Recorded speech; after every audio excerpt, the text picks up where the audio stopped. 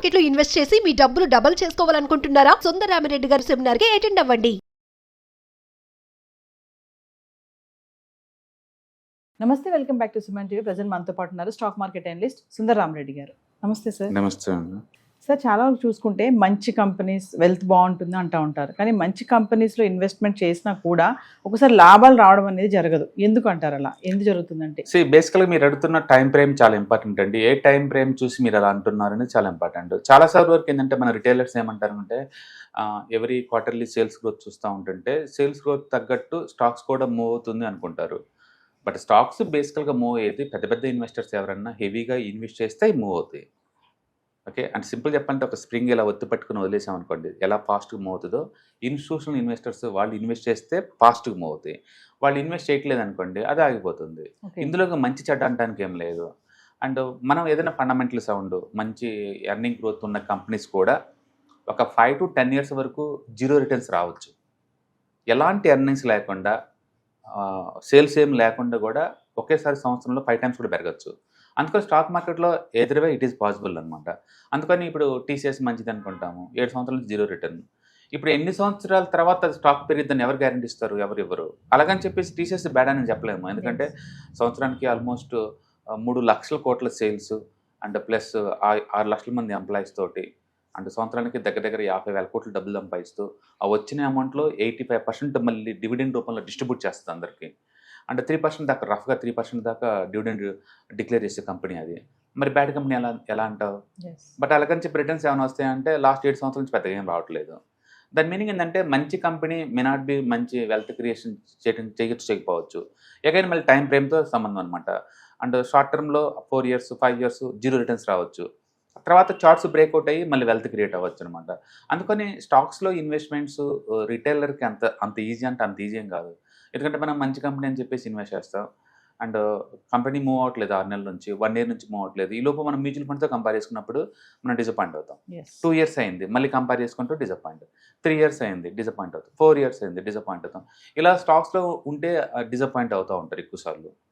అదే mutual funds ఉంటే more conservative ఉంటుంది అండ్ అందరూ మంచి ఎడ్యుకేషన్ ఉన్న ఫండ్ మేనేజర్స్ ఉంటారు. అందరూ సిఎఫ్ఏ చదివి ప్లస్ బోల్డ్ అంత ఎక్స్పీరియన్స్ ఉన్న ఫండ్ మేనేజర్స్ ఉంటారు.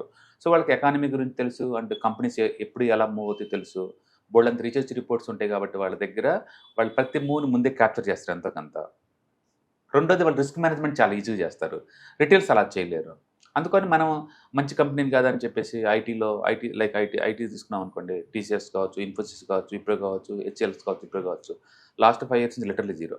పోనీ బ్యాంకింగ్కి వెళ్దాం, HDFC bank, Kotak bank and axis bank ఇవన్నీ లాస్ట్ 4-5 years నుంచి జీరో రిటర్న్. పోనీ ఎఫ్ఎంజీసీకి వెళ్దామండి, నెస్లే, హిందుస్థాన్ లివర్ అండ్ ఇవన్నీ ఐటీసీ లాస్ట్ 5 years నుంచి జీరో. పోనీ పెయింటింగ్ ఇండస్ట్రీకి వెళ్దాం అండ్ నిప్పాన్ కావచ్చు, లేకపోతే నిరులక్ కావచ్చు, లేకపోతే నెంబర్ 1 కంపెనీ ఏషియన్ పెయింట్స్ కావచ్చు, లిటరల్లీ అది కూడా 4-5 years నుంచి జీరో రిటర్న్సే. ఇట్లా మనం లెక్కేసుకుంటూ పోతున్నాం అనుకోండి, ప్రతి డొమైన్ నుంచి కూడా అండ్ 4-5 years నుంచి జీరో రిటర్న్స్ ఇచ్చి ఉండొచ్చు. అలాగని దాన్ని బ్యాడ్ అని చెప్పలేము, ఎందుకంటే స్టాక్ మార్కెట్ స్ట్రక్చర్సే అంత. అంటే 4-5 years సైడ్వే మార్కెట్లో ఉంటుంది. చార్ట్స్ బ్రేక్అవుట్ 1 yearలోనే 2x 3x కూడా వెళ్తాయి. బట్ క్వశ్చన్ ఏంటంటే రిటైలర్స్కి ఈ చార్ట్ ప్యాటర్న్స్ గురించి తెలియదు, ఈ ఫండమెంటల్స్ గురించి తెలియదు, వాళ్ళు ఈ డొమైన్ సంబంధించిన వాళ్ళు కాదు. అందుకని వాళ్ళు కొంటే ఎంతకంత మూవ్ని ఎక్స్పెక్ట్ చేస్తారు, కొంటంలో అదే కదా వాళ్ళ ఉద్దేశం. బట్ అన్ఫార్చునేట్లీ అది మూవ్ అవ్వట్లేదు అనుకోండి, సఫర్ అవుతూ ఉంటారు. ఈ లోపు ఏదైనా బ్యాడ్నెస్ వచ్చింది అనుకోండి, మళ్ళీ డౌన్ అవుతూ ఉంటాయి. అంటే stock market cyclical asset class. Gold పడ్డ కంఫర్ట్ ఫీల్ అవ్వచ్చాము, కానీ స్టాక్స్ పడితే కంఫర్ట్ ఫీల్ అవ్వలేము, ఎందుకంటే దాని గురించి ఏం తెలియదు కాబట్టి. అందుకని డైరెక్ట్ స్టాక్ ఇన్వెస్ట్మెంట్ ఎప్పుడు కూడా రిస్కీ, చాలా రిస్కీ, అందులో డౌట్ లేదు. అందుకని మీకు ఎంతకంత డొమైన్ నాలెడ్జ్ ఉండాలి, సైకిలికల్ నేచర్ ఉండాలి, తెలిసి ఎలా జరుగుతుంది అనేది. రెండోది పడ్డా కూడా ఆ రీజన్స్ ఏంటి, దాని జస్టిఫికేషన్ ఉండాలన్నమాట. అందుకని సింపుల్ అప్రోచ్ స్టాక్ మార్కెట్లో మనీ మేకింగ్ అంటే via with ETFs, index funds, mutual fund, ఆ రూట్లో ఈజీ అవుతుంది. కానీ అంటే స్టాక్స్ పరంగా అయితే చాలా కష్టం. మీకు టెక్నో ఫండ్ నాలెడ్జ్ ఉంటేనే స్టాక్స్లో పాసిబిలిటీ అవుతుంది. బట్ కొంతమంది మల్టీ మేకర్ అని చెప్పేసి స్టాక్స్ని అంతే ఉంచుకుంటారు and they respecting long term point of అనమాట. బట్ గుర్తుపెట్టుకుని లాంగ్ టర్మ్ పాయింట్ ఆఫ్ అంటే 10 years కూడా జీరో రావచ్చు. మీరు హిస్టారికల్ డిఫరెన్స్ చూసుకోండి, రిలయన్స్ 10 years జీరో వచ్చిన సందర్భాలు ఉన్నాయి. భారతీయ రియల్ నెంబర్ 1 కంపెనీస్ అవి, బట్ ఒకప్పుడు జీరో రిటర్న్స్ వచ్చినాయి. కాబట్టి స్టాక్ మార్కెట్లో మీరు ఏదైనా ఇన్వెస్ట్మెంట్ చేసేటప్పుడు ఆ రిస్క్ టాలరెన్స్ ఉందో లేదో చెక్ చేసుకోండి. మంచి కంపెనీ నేను కొంటే వెంటనే మూవ్ అవుద్ది అన్నట్టు చూడమాకండి. ఎస్. దాని వెనక మీరు టెక్నికల్ రీజన్, ఫండమెంటల్ రీజన్స్ ఉంటేనే కొనుక్కోండి.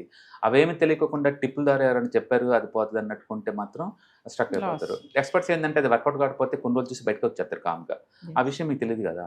అందుకని లాంగ్ టర్మ్ పర్స్పెక్టివ్లో మీరు ఎప్పుడైనా సరే తెలిసిన కంపెనీలు అయినా సరే సేఫ్టీ ఉందని చెప్పేసి ఈవెన్ బ్లూ చిప్ కంపెనీ కూడా దాని జోలికి పోయే బదులు but to go for mutual funds route అనమాట. అది రిస్క్ తక్కువ ఉంటుంది. అందులో కూడా పర్టికులర్గా మిడ్ క్యాప్, స్మాల్ క్యాప్ ఈ టైప్ అనుకోండి టెంపరీగా 1 or 4-5 years స్ట్రక్ అయినా సరే బట్ లాంగ్ టర్మ్లో వెల్త్ క్రియేషన్ పాసిబిలిటీ ఉంటుంది. బట్ స్టాక్స్ అలా కాదు, ఎందుకంటే చాలా డైనమిక్గా మారిపోతూ ఉంటాయి స్టాక్స్.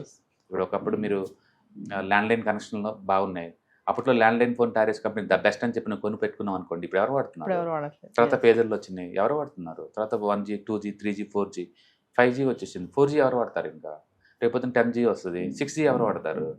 అంటే నిరంతరం అప్డేట్ అవుతా పోతుండాలి. ఆ డొమైన్ నాలెడ్జ్ లేకుండా దాని జోలు పడడం కష్టం అనమాట.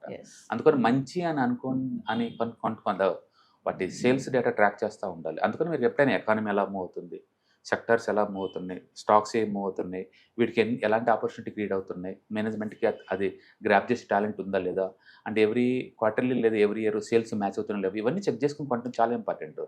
అందుకని బ్లైండ్గా ఏదో వెజిటబుల్స్ కొన్నంత ఈజీగా స్టాక్స్ని కొనేసేసి అయితే డిసప్పాయింట్ అవుతుంది తప్ప వెల్త్ క్రియేట్ అవుతుంది అనమాట. అందుకని బెస్ట్ ఏంటంటే ఇన్వెస్ట్మెంట్ అడ్వైజర్ అని పట్టుకోండి, లేదా మ్యూచువల్ ఫండ్స్ జోలని వెళ్ళండి. అవి చాలా ఈజీ రూట్లో మీకు రిస్క్ మేనేజ్ చేసుకోవచ్చు అనమాట. అంటే సార్ కంపెనీ బ్రాండ్ అనేసి మనం ఇన్వెస్ట్మెంట్ చేయడానికి అవకాశాలు లేవంటారు. ఇప్పుడు నేను అంటుంది ఏంటంటే హెచ్డిఎఫ్సి బ్యాంక్ బ్యాడ్ అని నువ్వు ఎలా చెప్తావు? అంటే 5 years 0 రిటర్న్. పోనీ కోటక్ బ్యాంక్ బ్యాడ్ అని నువ్వు ఎలా చెప్తావు? 5 years 0. పోనీ టీసీఎస్ మంచి చెడ్డ కంపెనీ అని ఎలా అంటావు? 7 సంవత్సరాలు 0 వస్తుంది. పోనీ ఐటీసీకి వెళ్ళాం అనుకున్న 10 ఏళ్ళ నుంచి 0 వస్తుంది. ఏ కంపెనీ చూస్తే మన డబ్బు వచ్చింది మరి అంటే మేబీ 100 కంపెనీల్లో ఏదో 4-5 కంపెనీలు అయ్యి ఉండొచ్చు. ఈ తీసుకున్న పరిస్థితి ఏంటి అంటుంది అంటుంది. అది ఎందుకు సఫర్ అవ్వాలి వాటిని తీసుకొని నేను అంటున్నది. అందుకని టెక్నో ఫండ్ నాలెడ్జ్ ఉంటే మీరు షార్ట్ టర్మ్ చేసుకోవచ్చు. లాంగ్ టర్మ్కి అయితే better to go for ETF investment route వెళ్తాను. ఏదైనా సరే డొమైన్ ఎక్స్పర్టైజ్ అవ్వకుండా డోంట్ డీల్ విత్ స్టాక్స్. అది బ్లైండ్గా కొంటే మనీ రాదు అంత ఈజీగా. Thank you. Hi, 1 day classroom ఎన్విరాన్మెంట్లో ఆఫ్లైన్ వెబినార్ జరగబోతుంది. అంటే ఇంట్రెస్ట్ ఉన్న పార్టిసిపెంట్స్ ఈ కింద స్క్రోల్ అవుతున్న నెంబర్కి రింగ్ చేసుకొని సీట్ బుక్ చేసుకోండి. దీంట్లో ETFs, index funds and mutual funds మీద completely and hand holding experience మీకు ప్రొవైడ్ చేయబడుతుంది. దీని ద్వారా ఏంటంటే మనం ఎసెట్స్ని స్టాక్ మార్కెట్లో ఎలా మేనేజ్ చేసుకోవాలి, ఎలా గ్రో చేసుకోవాలి, ఎలా ప్రొటెక్ట్ చేసుకోవాలో అంటే ప్రాక్టికల్గా నేర్చుకుంటారు. కాబట్టి ఇంట్రెస్ట్ ఉన్న పార్టిసిపెంట్స్ కింద స్క్రోల్ అవుతున్న నెంబర్కి పింగ్ చేసి సీటు రిజర్వ్ చేసుకోండి. Thank you.